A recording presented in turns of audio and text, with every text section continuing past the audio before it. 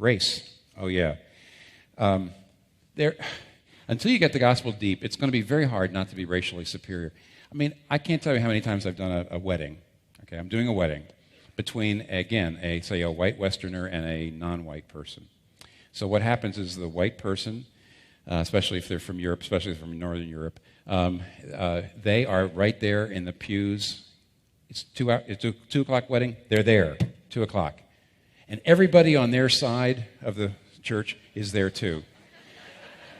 And nobody from the Asian, Hispanic, or the African, or the Caribbean, nobody's there. 2 o'clock, they're not there.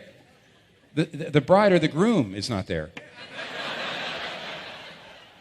And about 20 minutes later, they start filtering in. And, the non-white folks can see the white people, fuming at them and looking at them. And so everybody gets what happens. Everybody starts to moralize adiaphora. They moralize cultural differences. So the white people are sitting there saying, these people aren't punctual. No wonder they got the problems they do in their part of the world. They can't keep they can't keep on. What's the matter? In other words, they're taking something which is a particular approach to time and turning it into a moral thing.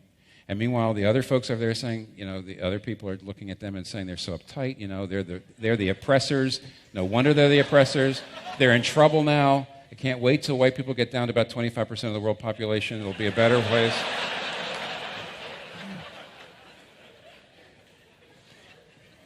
And so everybody's taking their cultural difference and turning it into a moral thing, when it's not.